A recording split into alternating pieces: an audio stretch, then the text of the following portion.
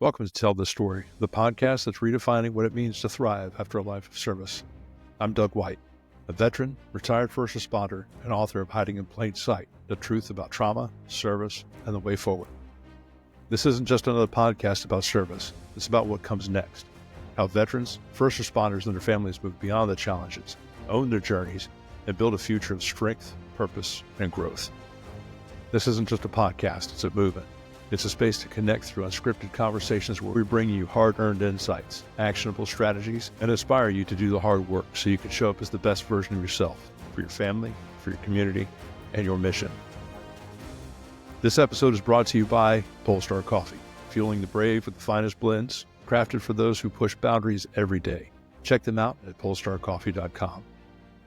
Before we dive in, I want to remind you to hit subscribe, leave a review, and share this with someone who needs it. Your support helps us grow and expand these conversations and reach the people who need them the most. Today's guest is Matt Davis, a rising voice in leadership development with over 14 years of law enforcement experience. Matt has dedicated his life to fostering emotional intelligence and adaptability in high-trust environments. His personal journey has refined his approach to leadership and life. In this episode, we'll explore Matt's transformation, his leadership philosophy, and how he helps others unearth true boldness within. Matt, welcome to Tell the Story. How are you doing today, sir? I'm doing great today, Doug.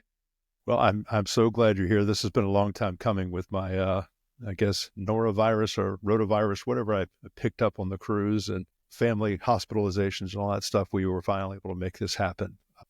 For our listeners, our introduction came via way of the debrief, Just Flores' debrief calls. We've done that a couple of times together, and also a mutual friend, Chris Workman of the Deep Blue Project podcasts and Silence Behind the Blue Wall book, had Chris on one of the very early episodes in season 1. It was like 4 episodes ago, but I like to call it season 1. So it makes me sound like I've been doing this a long time. Then Chris mentioned Matt Davis, his buddy, and we started talking about how you are his Peter Pool to his Deadpool and your belief philosophy. And I was like, yeah, we need to get into this and get Matt on the show. But Matt, tell the listeners more about you. Well, I've been in law enforcement for 14 years, and I currently work at a sheriff's office in the Denver metro area. I also started a business last year called True Bold, and it's a leadership think tank. And I go out and also do speaking engagements, and I'm in the middle of writing a book right now. And my claim to fame was this time last year, I was starting some book clubs. You see, I got a stack of books here. But we ended up doing a Ted Lasso book club, and you'll see the belief behind me. And we ended up getting a group about 5 to 12, it depended on the week, but 5 to 12 people a week coming on Fridays. And we were talking about different Ted Lasso episodes and how we were seeing leadership play out in that story. My personal journey is, before being in law enforcement, I worked in auto finance for 15 years. So I did the Cube Farm for 15 years and then decided I wanted to try something different. And at 35 years old, I decided to go to the police academy and change the trajectory of my life and my career. It's been really great. I've worked everything from patrol to our special investigations unit, to narcotics, to then becoming a supervisor. And I've been a supervisor on patrol detentions as well as in our investigation section as well. And currently I'm a lieutenant. I've got 4 sergeants and I think just a little bit over 50 people that report to me. And I've been using the Believe framework over the last year and a half to build a high trust environment with my team. And we're seeing the results of that on a daily basis. And I was super shocked, Doug, when I'm watching the episode, because Chris has been my friend for a long time. I ended up there, and then I ended up being the topic of conversation for like 5 minutes of the podcast. So I'm excited about being here. And, I'm a big fan of yours. I've not read your book yet, but you're just a genuine dude that I really enjoy watching the stuff. You got a voice for this type of thing, and I'm jealous. Oh, no, don't be. I'm jealous of that shirt. It's outstanding, man. Your fashion is always just, it's always going to surprise me. And I, back at the turn of the century, and my wife is, when she listens to this, she's like, oh my God, I remember those days. From like 99 to 2001, if I wasn't in cowboy boots and a hat, I was in a flowered shirt. And I had a different one for every occasion. I mean, like dry cleaned in the closet in between my my then BDUs and my sheriff's office uniforms. They were all always there, but they never went away. I just stopped wearing them. I need to get back to that, man, because they're fun. As my daughter would say, whimsical, and I have no whimsy. So Yes. I need to get back to that. We're not used to wearing anything with any kind of pattern. So I like to have shirts with patterns. Well, my pattern, when I was wearing a shirt with pattern, they were woodland or desert camouflage. So yes, I could match because, well, everything was handed to me. So I knew that this went to that. I think that's one of the hardest things in retirement and in transition is how do I dress? So, and you probably have, I know you probably haven't had this problem because I'm sure you're well-versed having been in the corporate world for some time, but I go to events and I'll say business casual or business dress or yes, summer casual after 6 p.m., whatever the stuff is. I have to Google it. And then the descriptions aren't enough for me. I then need to see pictures. And then I need to go stand in my closet with the pictures and kind of do this. I'm a mess. The military told me that my shoes have to match my belt and my socks match my pants. I don't even know if that's the rule anymore. So anyway, enough silliness about me. Yeah. Yeah. I had a lieutenant in investigations that I reported to that every time I would show up with one of these, he's like, you're out of uniform. You need to go home. I need to see a solid shirt. So. Was the policy written that way? No, but it's just the way he liked it. So that's okay. That's all right. Sorry, LT. That sounds like it's a failure of policy. Have a nice day. Yes, sure does. Sure does. I wasn't an LT at that point. I was still a sergeant. You know, you still gotta play the game from time to time. You poor working suckers. That's wonderful to be retired. Yeah. I'm working that direction. Well, I highly recommend it for everybody. I mean, it comes with its own challenges, obviously. There's other episodes that we can cover that stuff on. But one of the first things that Chris talked about when we were talking about you is how you're his ride or die, how you two just met and authentically just kicked it off and just two real dudes. And I know you're a frequent guest on the Deep Blue Project, that y'all are unscripted and listening to you just banter back and forth. And it's a lot of fun. But one of the things he mentioned was your concept of believe. What is it? The choice of leadership. Can you explain your believe concept? I mean, I know it came from Ted Lasso, and I am a huge fan of that show. Man, I wish I was a part of that group of people that got together with that thing y'all did. Man, it sounds like it's been a lot of fun. Yeah, it continues to go, and you know, there's some books out there about believe leadership, and the believe framework has come. For me, it's come from a paper that I wrote after I had to do for school. But before I get into that, my good friend Chris, he's my brother, right? We're really brothers from another mother, that's for sure. And he and I just met at a conference near an elevator. We had been exchanging some challenge points. As you can see, I got a challenge point problem behind me. And we became good friends. And over the years, we've been great support for one another. My bucket got full of incidences, not just with the job, but also in my personal life. And a lot of those things were occurring within Chris and I's, when we first met each other. So he sort of met me while I was still working through a lot of things. And he was just a big support for me. And, you know, having somebody the rank of chief when I was then a sergeant to come alongside and really mentor you and be legitimate about it. And he'll downplay and say, hey, I've got a very small department.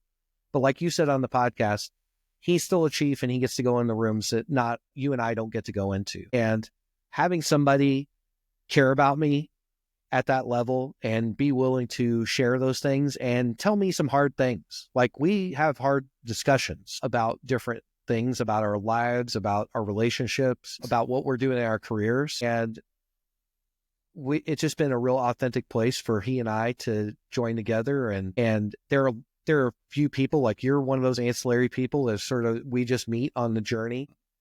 Last year we were he and I are just having our standard conversation at a bar. We have a lot of conversations at bars because we're, you know, neither of us are big drinkers, but he was at an IACP conference in Texas and I was there visiting, and I met him at the bar, and just these people on either side of us are like, what are you guys talking about? We just involve everybody and somebody just looks at us and goes, you guys should be on a podcast. Like, I'd listen to that. And he was already in the midst of another bar conversation we had in Fort Collins, and he talks about that all the time, where we're just sort of like, we just always are encouraging each other, like, why shouldn't we do it?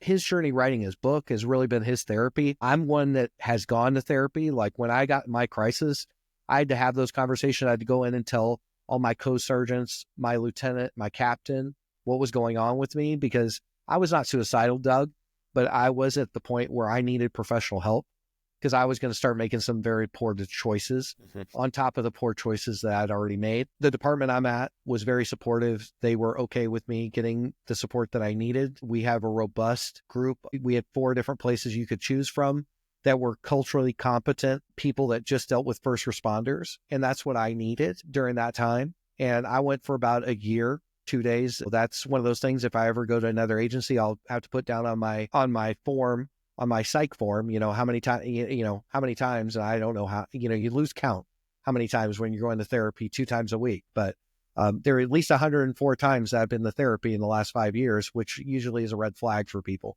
But it really has helped me gain perspective in my life, help me find the control circle. That's something that I talk about as well. And I just wanted to find a tool to be able to explain to the people that work for me what type of leader that they can expect of me and the group of sergeants that works with me. And that's how we came up with Believe. So it's a communication tool. So the first one of Believe is just be an authentic leader, like understand that you're an authentic leader. And then that first E is be empathetic, like have empathy in what you do. And then that L is the big thing. I was a hostage negotiator for 5 years, listening and like active listening and not listening to respond. And then with I, to be that we're being inclusive, that we're including people in the conversations, because I said this in briefing a few weeks ago, is we don't know, like, I don't know where you went to school. I don't know where you lived. I don't know the experiences that you've had in your life. I need to be inclusive and be able to ask those questions. And that's really a big, big thing with that. And then excellence. We've got to have excellence in everything that we do. And that's very, very telling about exactly what we need to do. And then vision. We got to have vision on what we're doing from a standpoint of what's going to go on. And that's where Believe comes from. It's all those things where we've turned the page, where it's not standing up. And I know you being a sergeant, being a lieutenant, when we get those new teams every year, what do? We stand on the side of a desk or stand up at a podium or whatever your setup is at your agency. And then we tell them exactly what we want from them and what we expect of them. And that, in my studies, I'm really passionate about seeing what that next generation of law enforcement is going to be and how do we attract good people into law enforcement. And studying Gen Z, it's clear they want empathetic leaders that are about mentorship and about career development. And that's those are the things I'm working with my team this year, that we're really doing that. And that makes a lot of people that have been around a long time, makes them uncomfortable about what's going on, because the paramilitary and the military thing is, hey, just shut up and do it. And then we get to the why, right? I'm a big Simon Sinek person, understanding that, the Curve just put something out because Simon is part of the Curve. And they talked about that golden circle of leadership. And that's something that's in his book, Start With Why. I would really encourage anybody that's listening that really wants to up their leadership game. And also I want to say, no book is a microwave for your leadership. So it's not like, hey, I'm going to read this book and I'm going to become this awesome. It's not a microwave for your leadership. You need to be working and really working intentionally on leading yourself efficiently, knowing what your own personal boundaries are, and then making sure that you are adhering to those personal boundaries. The entire episode should just be on leadership, honestly, because I just wanted to come into this and try to pull a page from Chris's book and just have a conversation and see where it went. And I don't want to go down the leadership rabbit hole, but I have, over the last week, I have probably had a dozen conversations or commented on a dozen thoughts that were posted in places like LinkedIn about moral courage and leadership, empathetic leadership. the attributes that good leaders must have going forward. The other things that we've been talking about, recruitment and retention. Oh, yes. Just all of the things that are required to make sure that our professions and the disciplines in the first responder world stay healthy. And Yes. this message transcends to the workforce too in corporate America. My wife is in the corporate world, and every night we have fun batting around leadership challenges and ideas and concepts. So many great books out there in leadership. Start with Why is great. Simon Sinek is fantastic. There's several others out there. Atlas Altman, Jocko Willink. I love his stuff. Rich DeVinny, The Attributes. Great stuff. Anything by Mike Sorelli, The Talent War Group. Stuff like that. I gravitate to the military leadership style books because it's what I know. And you would think it's just the sit in the corner and shut up. You're told this, go execute. It's much deeper than that. I did forget an E. I forgot one of my E's. I was going to call that. Fast. I didn't want you to give it all away for free, man. People have got to buy. No, that's okay. Energize. You got to energize your team, to energize them with trust. I mean, that's a big deal. Trustworthiness. Yes. You have to do that. You have to, building high trust environments, and that trust starts with ourselves, Doug. Like before, we were talking about the leadership journey as being solopreneurs and being authors. We got to trust ourselves and get rid of those limiting beliefs and get rid of that imposter syndrome. But, we don't talk about imposter syndrome in law enforcement, and we should, and we don't bring a lot of authors in to our purview because we make I know I have made a lot of judgments. And going back to Ted Lasso, what does he say? Let's be curious, not judgmental. Be curious. Right? Ted, have you ever played darts before? Yes. I love that episode. Not know that you're left-handed? Yes, that's one of my favorite ones. I love that. But he's just slowly building over time. And look at the diversity of his team and the things that I was rewatching some episodes last night, and to look at somebody that has to deal with anything from immigration, pollution, about one of their team members coming out in the gay community, like all these things, they have these things going on. They also talk about their view of women in that episode as well. There are a lot of good things in there that have really been taboo and we're not willing to speak about. And these are all things that are happening at local sheriff's office, local police departments, even at your bank. I worked at a bank for many years, credit union, that kind of thing. These things are going on. So we need to be, just like you talk about, we need to be active in our own personal journey and whatever that means for our wellness, and being authentic and not being afraid to be authentic. Like, I'm just authentically me. If you don't, I say this all the time when I'm on the Deep Blue Project, people that love Chris hate me. And that's evident when we go to some things, because my message just doesn't resonate to them, because they look at my resume and they're like, oh, this guy's studying DEI. This guy's doing this. This guy's doing that. This guy, he refers books. He does books by Brene Brown, and I don't like Brene Brown, or I don't like this person because they were on here. Yeah. Right. I need to time out something real quick. And yeah. Okay. Full disclosure to everybody else. We ran our mouths for 40 minutes before I hit the record button. Okay. So we had a conversation before this. So my wife wants to turn corporate catchphrases into a drinking game. So I'm going to have to have a glass tonight. I want to circle back to the conversation that Michelle and I had, my wife. And she loves Brene Brown, loves her. She got the audiobook, pre-ordered the book, couldn't wait for it. So we drove an hour to pick up a copy before it left the shelves. She loves Brene Brown. So, and Mel Robbins. So people in this space who are authentic, who know their business, if you listen to all of their messages, they're all very much alike. Yes. The human condition is the human condition. You're just receiving a message in someone else's tone, like Mel and Brene. Here's the message.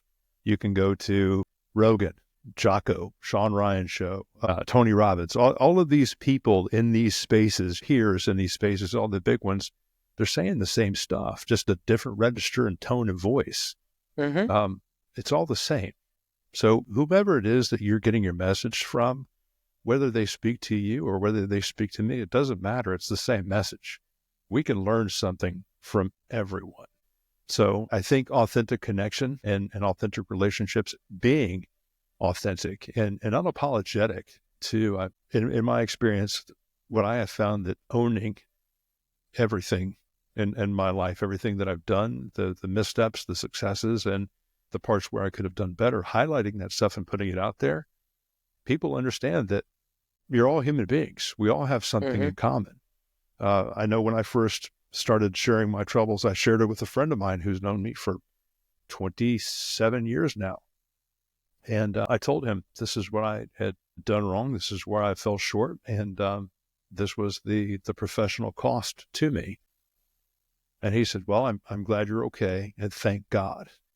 So what do you mean, thank God?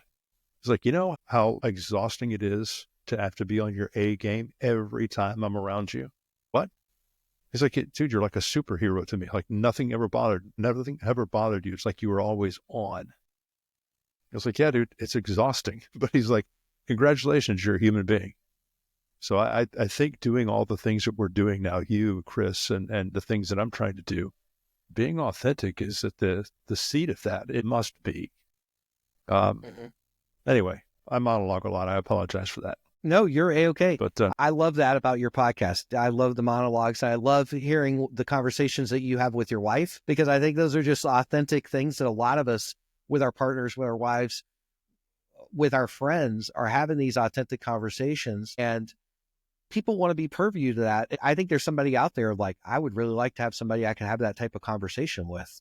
And that's where that courage comes of saying, hey, I need to change something. Like for me, my big part of my journey, Doug, is I was always looking for this mentor in my life. And I finally decided I wanted to be the mentor that I wanted. I wanted to be my own mentor. And I know that sounds narcissistic. It doesn't come from that place. But I think I shared on one of the last debriefs, I was flipping through my notes and I saw the 23 things I jotted down that I needed to change about my life. And I fulfilled all 23 of those things. And when I look back, I'm like, how the hell, those were things that were barriers. Like my college degree that I'm going to be graduating in August, but that's been a journey that I started in 1992. 1992, I started as a freshman at Arizona State University. By 1994, they had asked me to leave. And I think my GPA started with a 1 or a 0. I used to post it on LinkedIn. I need to find it again. I'm sure I'll put it up for my graduation post. But they asked me to leave, and then I had to go to community college. And I was one of these people that when I got in law enforcement, all you needed was 60 credit hours to get in. And I had no intentions of going back to school.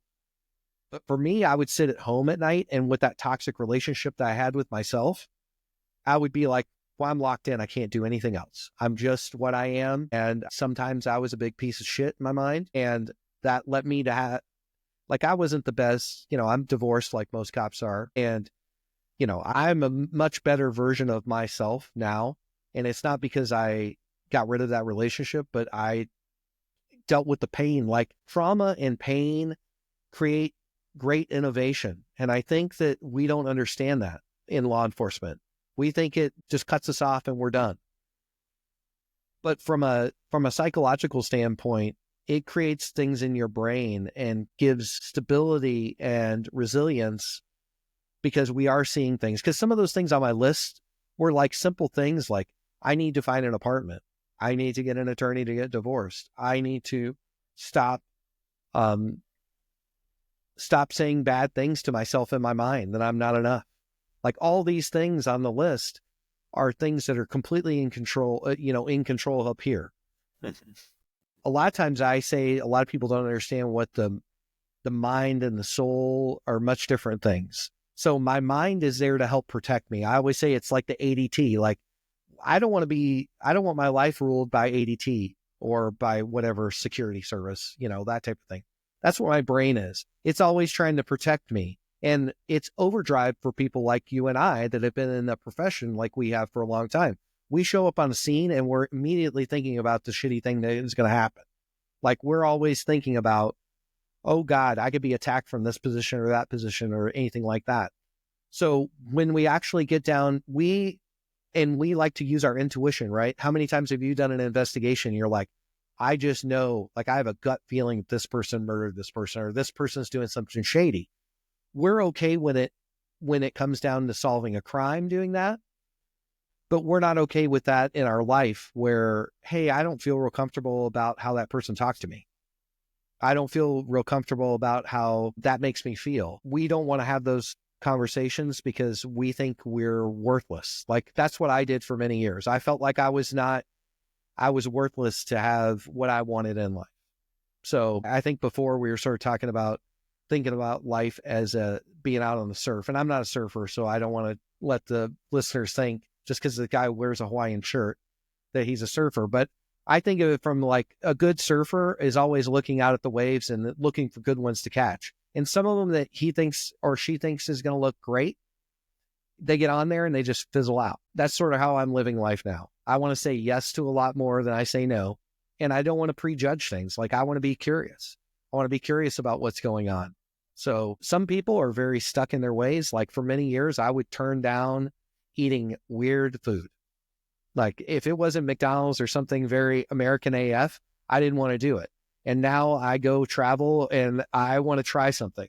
Like, the worst case scenario is what I do. I throw up or I spit it out. Okay, big fucking deal. From that standpoint, at least I can say I did it, right? But the former version of Matt said no a lot more than the new version of Matt. I think I'm just more authentic. And that comes out with like my family. I would say somewhat of a fractured or limited relationship with them for many years because I live 1,000 miles away from them. And when I started re-engaging with this part of my life, it was very much like, they're like, oh man, we know Matt from when he was engaged with us, like went back from my 20s and late teens. Like, they're like, this is the Matt that we know. The Matt we've seen over the years was not. Like, he was uptight. He said no to everything. He was not willing to, like, I became sort of like a broken record. And then that's what caused me not to have the type of relationships that I wanted to have and made me do some things that I'm not, that I wouldn't make those choices today. There's a whole lot to unpack there. A lot of those things, the imposter syndrome, I'd love to unpack some of that because that's something that I was having a conversation about just yesterday. Conversation is kind of an oversell. I was contemplating with myself, imposter syndrome, and completely honest with you, why am I doing this? Why am I doing a podcast? Why have I written a book and put everything out there? Anything and everything that can hurt me is out there. What's the point? What's the purpose? Do I really need to do this? The answer is no. Do I need to prepare the way that I do for podcast and produce them and this and that graphics? Why am I doing this? Who's going to listen to me? And that was the big one. Who's going to listen to me? I am a retiree. I'm not a door kicker anymore. I wasn't a chief of police someplace. I have my own story where I was discredited, disavowed, and dismissed, et cetera, et cetera, et cetera. I was always... I had a good career. I enjoyed successes, but I don't see myself as successful. And I wonder to myself, why is it that I have a voice in this space? Because there's a lot of people out there doing a lot of good work out here. We mentioned a lot of the greats during our 40-minute pre-show in the green room, as it were. Yes. And a lot of the not so greats. So, yeah, the imposter syndrome, it followed me during my military service. It followed into my service with the sheriff's office. And here we are again, now 51 years old, nearly 31 years of professional experience wiser. And I'm having the same issues with that, competing with my own self-imposed deadlines. I didn't have to interview you today. I could have interviewed you next week. Right. You could. So why am I doing these things and who's going to listen to me? So that's something that I actually still wrestle with today. But I know that the feedback that I get when I have these conversations with myself and I think about it, I'll get somebody that will send me a message out of the blue. Hey man, read your book or saw this post or heard this from a clip of your podcast. There's a guy right now who's actually should have delivered my copy of Dr. Gilmartin's book, Emotional Survival for Law Enforcement. Should be on my doorstep right now. So I know it's helping, but then again, you have the big guys out there that are doing this and the big names out there who are doing this, and where do I fit into that? So we still have these issues, and I don't know where that comes from. It's never enough. Well, imposter syndrome, there's a good person that I end up following on LinkedIn. Her name is Dr. Valerie Young, and she runs the Institute for Imposter Syndrome. Like, she's a psychiatrist and psychologist and a researcher. And believe it or not, her studies started back in the 70s, and she was studying women entering the workforce and how that was being affected, how that it was affecting, because I don't think the newer generation understands, like, when you and I, as being around the same age, like, it was very unusual to have somebody's mom working. Like, it was, at least in my family, like, or in the neighborhoods I lived in, it was very, like, you always had a parent at home. Usually it was the mom being there. And like, my mom stopped working while us kids were in elementary school, and she started back up when we got to middle school. And just thinking about that, where I know like your spouse and the people that we've partnered with over time, and our daughters and our sisters and all that, they've not known that. Like, work has always been something that it was not going to be a non-negotiable. Like, they have careers and do that kind of thing. So imposter syndrome, started in that realm, which I know a lot of people get uncomfortable with, because it's really a lot of the basis of some of the research being done into the inclusion space and from an educational standpoint.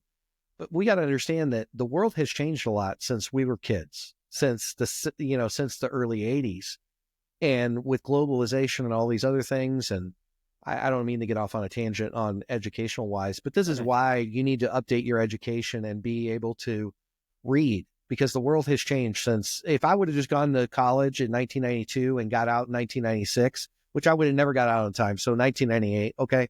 So if I would have got my education in 1998, is not going to prepare me to handle leading a team of people that went through COVID or came to law enforcement because they saw what might happen on the news and they wanted good people. Like, I have people that work with me that I asked them what their why was coming to law enforcement. It was because they saw what happened to George Floyd, and they want to make sure that good people are in law enforcement. And for you and I, if we would have heard that, because what was always the joke? The candidate that said, I just want to help people. I want to help people. Yes. How many times have you heard that? And then how many times did they leave the room and we're like, we don't know. We don't know if they're going to make it through our training program. We don't know if we're going to do this or do that. And in my personal journey, I was always, for a long time, I've been an empathetic leader, and that's been shunned in the, I'm never going to get a tactical team. I was declined running our negotiations team because my perception of the world is a little bit different, because I'm an empath and I come from that empathic type of place. And that's okay. Like, I still can do the job. I can do what I need to do. I think I'm at the right place at the right time, because this is what Gen Zs are going to need. They're going to need empathy-driven leadership going forward. And I'm sad, and I've been on some other podcasts where I'm like, hey, we need to rethink how we're doing law enforcement. And that chaps some people and rubs some people the wrong way. And we need to think about that. We need to think about that some more. I think it's not going to sink in, Doug, until they put a SWAT announcement out and not one person puts in. And then they put another SWAT announcement out and no one puts in. And they've gone years in their agency where SWAT has been the thing, because, SWAT is what we advertise with. Like, it's a lot more exciting to have the Bearcat and like blow up something and, that kind of thing. Or, you work traffic for many years too. So, we'll have the guys out on motorcycles doing their thing. That's the cool thing, right? They're not showing people moving paperwork at the jail or people moving people around. But from that standpoint is we've got to understand that empathetic leadership and authentic leadership is here to stay in law enforcement. And we can try to put it back. We can't put the genie back in the bottle. Like, that's not happening. The people are not going to stay in law enforcement, and they have a choice. Like, for many organizations, it's been there because, hey, I got to work for this pension. Well, like where I'm at is everybody's in a rule of 85. So if you get in and at rule of 85, you're going to make like 50% of your salary. That's not reason to stay. It's not like the days when you're getting 80% or 70% and then the other thing is, if you don't trust an organization, if I don't trust the people that I work with in that organization, I'm going to choose to leave. Why am I trusting the pension plan to be managed correctly, or for them to have officers there to pay into the pension? Because it's being supervised so poorly that people are just going to leave. And, I know this from personal experience. My father worked for General Motors for 33 years, and he always worked toward that pension. And then he's retired 5 or 6 years, and then what happens? General Motors goes under. They have to file bankruptcy. And he ended up, his pension got slashed by 75%.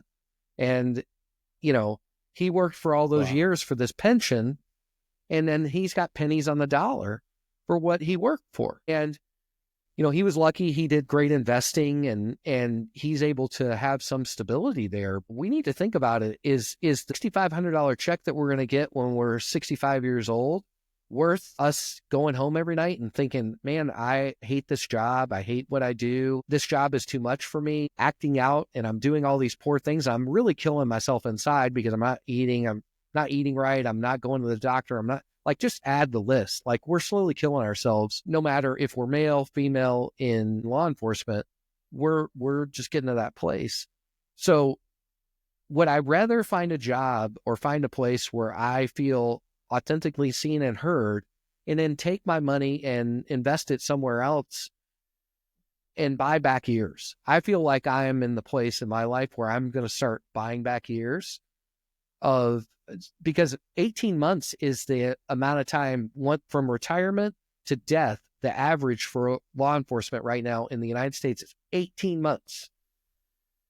So, you're 51 and you're going to live a lot longer than 18 months, but a lot more people that are still working at where you work that are just slogging through every day. That cortisol, that negative feelings, that unhappiness is slowly killing them inside. And they're not going to get to enjoy what they want to enjoy with this money. I mean, why don't we just start making some decisions for ourselves? I want to stay away from, I could dive into very quickly the first responder physiological and emotional responses on the cellular level, the things that we experience, the things that happen to our bodies. And that's irrefutable. Now, I will tell you this, and I've said this when I was on James Gearing's podcast. He asked me about leadership. And since we are talking about leadership now, and ethical leadership and empathetic leadership, I told James, and I've said this 100 times if I've said it once, I never feared a bad guy. I never feared a call.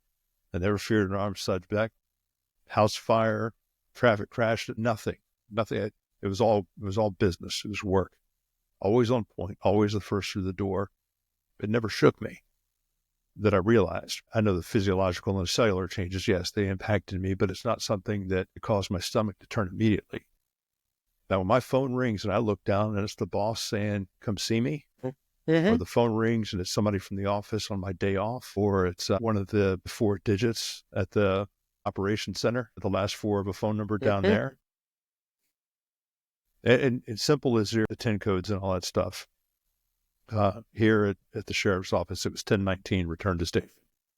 So when a sergeant sends out 1019, it could be, hey, we're having a squad party. Are you bringing the juice for breakfast? But instead, they don't say that. They don't call you. They just say 1019. And now for the next 30 minutes driving back to the station and meet with the sergeant or the supervisor, you're panicked about, are we going to talk about orange juice or is my career about to end? I think leadership, there's a lot of work to be done there. And specifically with this new generation of cop, we've done our times. I did my time. We did it the hard way. We learned the hard lessons, and that's how we learn things and we do things. We just do the hard way. But these kids coming in now with Ks and no longer state-backed pensions or investment plans, the only thing keeping some of these kids at these law enforcement agencies or these fire departments is their lease on their apartment. If I'm going to go stay in law enforcement, and I mentioned this on Behind the Shield, if I'm going to go over there and still get kicked in the nuts, but they're going to pay me 10 grand more a year to take the same beating, goodbye, I'm going over here. They say the devil you know is better than the devil you don't. Well, for 10 grand more a year, as long as it's the same double, I could deal with that. Or some kids will just wake up one morning and realize that they're being fed poison and they just leave. You know, when I remember when I first started, people would say, you're lucky to have this job. There's 100 people standing in line waiting to take your position. That's not the truth anymore. And it's unfortunate that there are poor leaders out there that are still treating their personnel and still operating that way. You know, there's a lot of people in the first responder disciplines now that go to work and they're playing the game of Survivor, but they're not aware of that. Everybody else realizes it's a game of Survivor, but they're not aware. So they're the only one playing that doesn't realize they're in the middle of a game. You know, it's not success driven. It's survival. And it's almost as if there's somebody always waiting in the tall grass, waiting to grab you for something, for some reason, for some slight or offense or harm to their ego. They're not looking at the bigger picture. They're looking at, I promise I'll get to a point, but I'll monologue here. So I went to a supervisor assessment center. Back when I made lieutenant, you had to go to an assessment center. And it was basically a day long of inbox email exercises and stuff. And you get called away to run this problem, or you get called away to go to a press briefing or answer questions at a community briefing or go to counsel a subordinate who's doing poorly. So I got to that portion of the day and I walk in and the scenario is this troop is an outstanding troop, always top of the squad, doing all the work. They're great. They're wonderful. For the last couple of weeks, they've been slipping. Their activity is lower and they just seem off, showing up to work late, calling in sick. So I go in and I sit down and I read the script. Okay, this is what it is. And I have a role player sitting next to me. And I talk to the role player and I have all the paper in my hand and I slide it across the desk because I'm not interested in what is being presented. I'm interested in what caused that presentation. Authentic. I was concerned. So I told him, hey, we're having this conversation because your sergeant says this. I know you. Your work product is X, but you're showing Y. Is everything going on okay at home? Are you sleeping well? You know, boyfriend, girlfriend troubles, this, that, and everything else. And next thing you know, we're having a conversation that's unscripted about family problems. And I said, you know what? Here's what we're going to do. Here's the number for the employee assistance program. Okay? Because I always kept it in my phone as a supervisor. I wanted to have it available. Now I'm interjecting this into the role play. And I said, what I want to do over the next couple of weeks is I'm going to assign you to the desk because we always need desk trained people to help out with vacations and stuff like that. You're not going to have a call volume. You're not going to have these things. I'm going to change your work schedule to an hour later. So you'll come in the later cars. So we know you can make it here on time. Give you an opportunity to decompress, get sorted out, and we'll meet up again in 2 weeks. And we'll check in on this. Okay. End of the scenario. Well, I have two majors in there that are evaluating this. One major commences to tearing me apart. Now, there's a role player still sitting there, a subordinate to me. So classy. Not that I embarrassed easy or anything like that, but the major said, how come you didn't direct your attention to the lack of performance, to the performance issues? How come you didn't say the performance improvement program? How come you didn't do this? Why didn't you counsel them on that? Where was the work, the improvement plan to get them better and to have more activity? It's like, well, that's not the issue. The issue is they just broke up with their fiance. They have a young child at home. They have a sick kid. Their parent is terminal. They're about to lose their house. They're working too much overtime. All of the things that cops and firefighters deal with and dispatchers deal with from 21 years old when they enter our profession to 60 years old when they leave our profession. All of that life happening. You know, you're paying for me to be present for 2,000 hours a year. There's a lot of time that you're not paying for that influences what I'm doing while you're paying me. And you've forgotten that. I haven't. The other major thinks it's fantastic. This is great. This is what we need. You address the person. You address not the behavior, but what's causing the behavior with the person.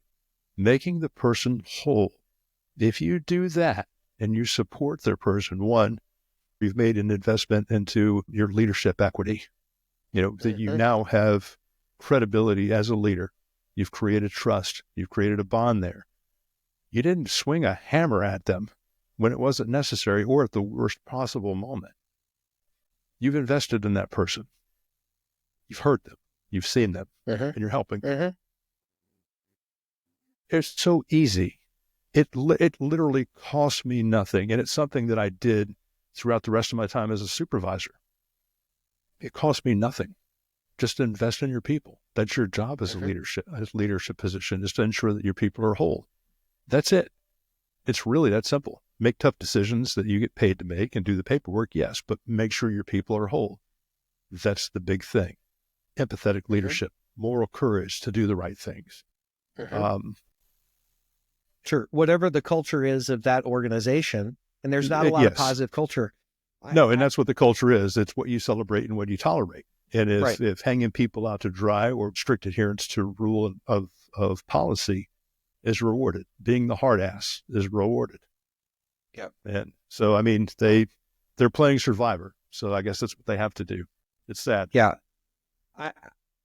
So when I was coming up with the Believe framework, I shared it in a group of HR professionals in Canada. And one of the questions I got was, is this going to be something that everyone in your organization adopts? And I said, no. I go, it's something that I'm going to use. It should be. And if you want your organization to do that, please reach out to me. I'm glad to help your organization with that. But it should be, right? But these HR people, they said on the call, they're like, well, you're setting your employees up for failure when they go to another area of your organization. And they have these unmet expectations. It's going to jam them up when it goes. So I was not expecting that. Like I thought I had I thought I had lightning in a bottle, right? So I get back to, that did not deter me, right? That could have been one of those moments that you have a real imposter syndrome, because here are all these experts telling you don't know what you're doing. And I just kept forward. I'm like, I'm still going to watch people this. Are experts in leadership? Is that what you're telling me? No, okay. They're not. Okay. But clear. in the grand scheme of things, as academic, they should know more about leading people than we should, right? They know more about the theory of leading people. Yes. Than we do. Yes. From that academic theory. So I want to share this story. I'm going back and I'm meeting with everybody on my two teams. Now we're having one-on-ones. And the great thing is I think between my two teams, I had over 80% of the people stay on my teams for this following year. So it's great because I already have those other two meetings, the 12-month meeting and the 6-month meeting that I did with them. And I'm asking them the same questions over and over. So this week, you think you get a couple, and then there are these ones that are like, I had this one teammate, their goal was to go to train the trainer class for 2025.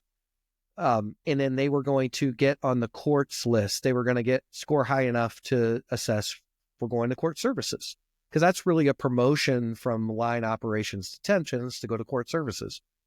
And they've been super positive. Like they've just been a really positive person. I'd never worked with them before since before last year.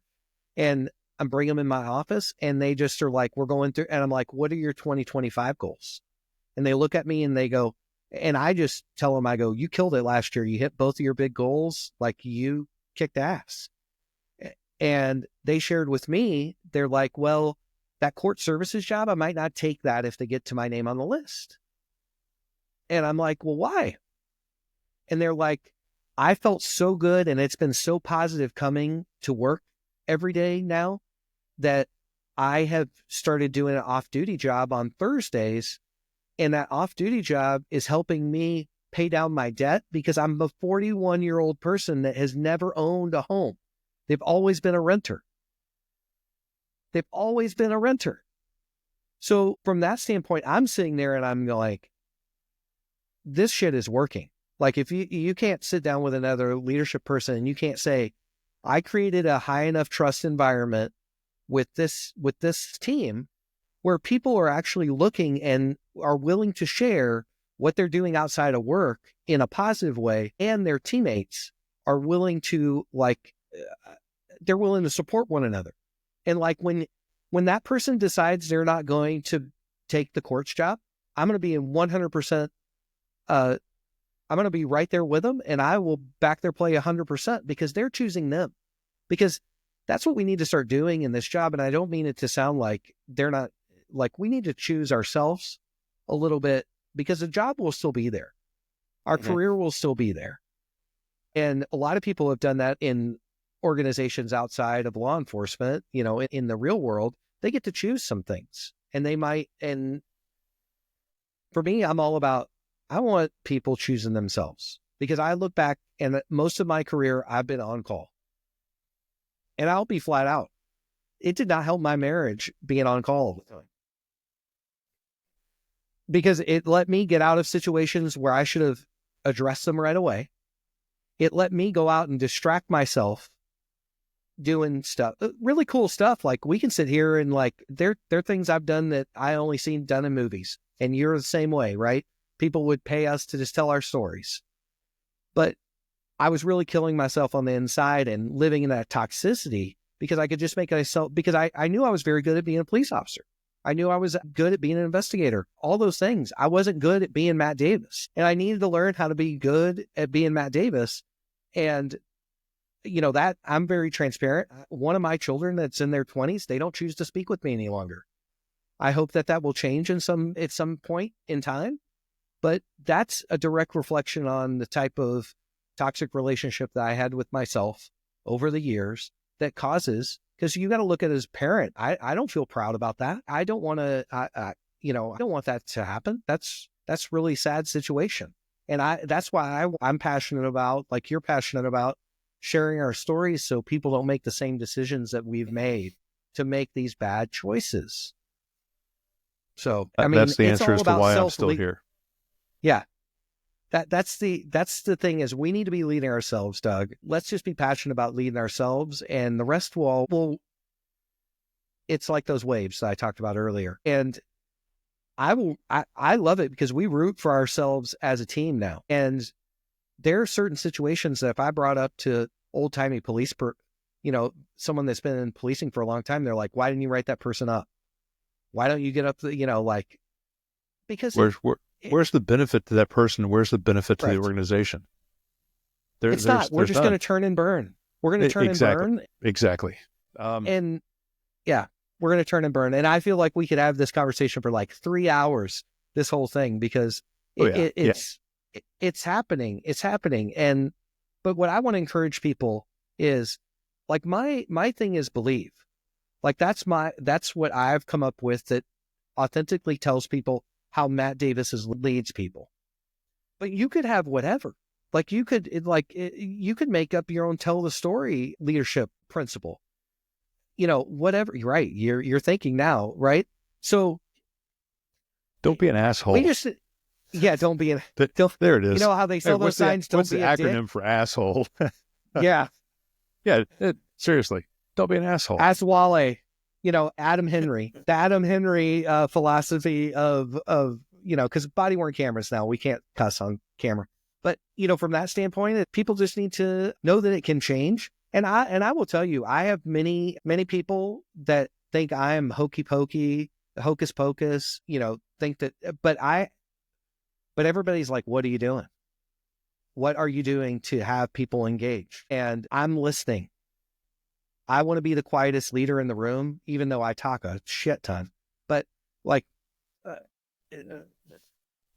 you need to use employee engagement groups. You need to use some of these tools that we're deathly afraid of. We're deathly afraid of using these things because we don't really want to hear. And I say this to my team all the time. I don't know what it's like to be a jail detentions deputy, a detentions deputy working in 2025. I know what it's like to be a lieutenant, but I haven't worked detentions in a long, long time. I don't know what you're dealing with. And I certainly don't know what you might need. And we can get into technology. There are many organizations that are not leveraging technology like they need to in law enforcement because of cost and all these other things. There's always barriers to adoption, but there's just a lot of stuff going on, and we need to have authentic conversations. One of the things that we implemented last year is we say to one another, are you open to feedback? And if you're open to feedback, that's right in that moment, right? And I've been guilty of this where I'm not open to feedback, and I'm like, I'm not open to feedback right now because we want to let those emotions die down. Because if no one's dead and we haven't violated anybody's rights and no one needs to go to jail on our side of the business, we can take the time. take the time, and then we can come back and talk about it later. But the other thing is time gives us perspective. And when I go home for the weekend, I might not feel like I need to pull you in my office, Doug, and tell you what you didn't do, or you should have done a bent wrist versus a arm bar on that person. And we all know people that get blamed the fuck out about that and want to come in and say, this person can't be a law enforcement officer, or we need to put them back in DTO. No, they were in the moment. They chose what they needed to choose. That's just what happens. But we want to live in that space because, I'm speaking to the choir, right? Your heart rate is way up. And I know we're sort of running close on time, but no, I don't care about the time, man. It's just, it's funny that, okay, first, circle back, a lot to unpack there, but I'm not going to pack all of it. When you sat down with all the HR lab coats and said, you're setting them up for failure when they go meet the next person. No, because they know what good leadership looks like. They know how to behave under good leadership. They're not going to be let down. There are some things that are intrinsic that are not going to be messed with by a poor leader. In fact, those good lessons of leadership that you exemplified are going to be highlighted by the bad examples that they're going to experience. And they know that all they have to do is weather it. So hopefully there's going to be enough resilience there. Also, have they thought about this, or have you thought about this, or did HR even comment, you know what? A person being exposed to that kind of leadership now knows that what it looks like being demonstrated by a superior, what it feels like to be on the receiving end of that leadership. And in 10, 15, or 20 years, when they're in a leadership position, or clutch my pearls, the chief of police someplace, and they institute that culture in an entire organization. What magic is that? That's your legacy, buddy. That's the footprint that we're all looking to lead. So for people that have theory, that's a great theory. But in practice, this is how it works. These are the downstream impacts, the ripple effect. And I love that you're doing that. I don't think we're setting people up for failure or to be disappointed by treating them right. You're making deposits into that leadership capital. You're showing them what it looks like. And when they hit that point in their life in the future, they're going to know what it looks like and say, hey, I remember, like you said, I don't know what it is to be a detention deputy in 2025, but you know what it feels like to be 41 years old, working as much overtime as you can to make sure that you're paying for Christmas presents. You know what that feels like? Yes. So you can relate to what it is that they're going through. You can think to yourself, I'm a lieutenant making good money now. I don't have these problems anymore. But man, I remember eating SpaghettiOs or making spaghetti 4 nights a week with ketchup because I couldn't afford the canned tomato sauce. Whatever the case is, empathizing with people. Oh, there's that word again. Amazing, isn't that? There's so many things that we're going to have to do this again, Matt. We're just going to have to. I'm down. I'm down anytime. And your hokey pokey way of leadership, I don't think it's hokey. I don't think it's witchcraft or anything. And I think you do have lightning in a bottle, to be honest with you. It's just you have to scale it and get enough people to get past their own egos to think that they've been doing it right the whole time. That's going to be the heavy lift, telling cops they don't know what they're talking about where there's a better way. Good luck for all of us on that one.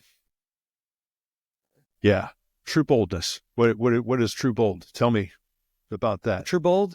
Yeah. True bold is still a work in progress right now. It's just for me and my speaking engagements as well as my my endeavors in that way with providing training to organizations. It's just one of those things that you have to set up LLC, right? But in the grand scheme of things, I want that to be a leadership think tank. So you can come and talk with people like you and I that want to talk about leadership and talk passionately about it and find like-minded people that want to talk about it, because let's be curious. Let's really be curious about what is happening and make it and not have any barriers to that. Because a lot of times people put significant barriers on getting access to that type of thing. So I'm trying to work through that. Still a work in progress, Doug. Like, it's come a long ways in just a short period of time. I'm excited to see what it's like in 2026 and going forward. I think that we'll be having more conversations. I think important for me this year, my word is collaboration. So I just want to put out for any of your viewers, if you want to collaborate, please reach out and let's see what we can do for collaboration. I'm glad to take a call from anyone, because I still don't think I've found all the people out there that I'm meant to find and be surfing the waves with. And I think you're one of those people that I found along the journey. We all should have this leadership journey and be very excited about it and be supporting one another. I love this space because there's not a lot of competition. It's not like I'm trying to vie for people that are in your space. I just want them to know that there's plenty of us, and and we're passionate about making a change. And I want to support people with that change. I hope that I speak a lot into the women leadership outside of law enforcement. I got to go to a conference just recently in December where I was the only male speaker there. And that was really impactful to me as somebody that has a daughter, and seeing what challenges that females are having in leadership in just out there in the world. And I want to be I want to learn how to be an ally and be able to advocate for people I don't understand and I don't come from their background. And I want to be able to do that. And having that awesome type of conversation, right? We should be able to have that type of conversation with people and it not be so polarizing. It shouldn't be a polarizing thing. And be curious. People love to, be curious. Be curious. And I think when you were just talking, I think about that scene where Ted is talking to Trent Krim and he goes, it's not about wins and losses. It's about making these people the best people on and off the pitch that they can. And that's what we should be doing. I felt tremendous pride. I'm like, fuck yes. I know I've helped this person because I know when they go home, they're not struggling. Number one thing that people struggle with in law enforcement is bad decisions when it comes to finances. I know that's been one of my struggles as well. That they have goals in their life. They're looking out into the future about, and we should be applauding that. We should be I know that the CEO of my organization probably would tell me that's bad leadership because you're encouraging that person to pull their name off a list that we're not going to be able to staff court services. I would tell them, bullshit. Manpower is not my problem. Correct. Manpower is not my problem. I want that person to go on and live a happy and fulfilled life and be able to know what's going on and be able to support their teammates. And that's where it comes from. Well, I think it's so wonderful that you think I have a space. Thank you. Yeah. Hey, I have a space. I was very got a space. You do. You have a space. My new t-shirt's not going to say Polestar Coffee. Next one's going to say, I have a space. Man, really appreciate you. So, Matt, thank you. We have to do this again. Where can people find you? They can find me on LinkedIn. I'm also on YouTube as well with some content. But if you just go to my link tree, that's the best place to go. And you can find Matt, I appreciate you, buddy. Thank you for joining us on this episode of Tell the Story. I hope you found our conversation with Matt Davis insightful and inspiring. If you'd like to connect with Matt, visit his website at trueboldness.com or check him out on Linktree. His links will be in the show notes. Explore his leadership insights and consider his impactful presentations for your organization. If you enjoyed this podcast, please like, subscribe, and leave a 5-star rating. Your support helps us to reach more people with these important conversations. To connect with me, visit DougWhiteOfficial.com for all my links. Thanks again to Polestar Coffee, a veteran-owned and operated craft coffee roaster in Melbourne, Florida. Fuel your mission with Polestar Coffee. Use code THISSTORY at checkout to receive 10% off at polestarcoffee.com. Please leave a comment on this episode wherever you stream. We'd love to hear from you, whether it's just feedback, guest suggestions, or topics you'd like us to cover. Thank you for tuning in to tell this story. Remember, the way forward starts here. We'll see you next time.